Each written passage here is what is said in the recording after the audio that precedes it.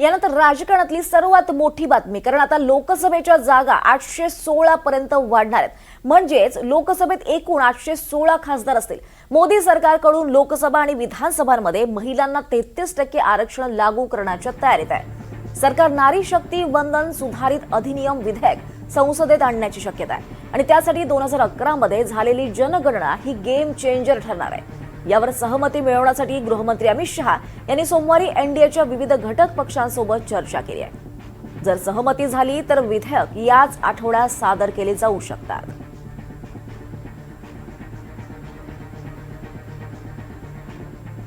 लोकसभेच्या जागा 816 पर्यंत वाढणार आहेत, तर खासदारांची संख्या ही वाढणार आहे.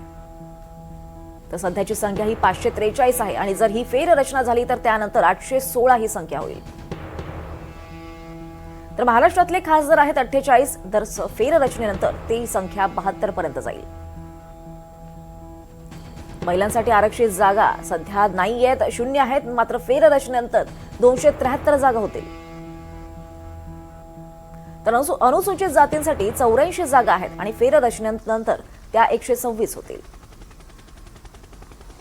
अनुसूचित जमातींसाठी 47 जागा आहेत, फेररचनेनंतर त्या 70 होतील. त्यामुळे खासदारांची एकूण संख्या ही वाढणार आहे.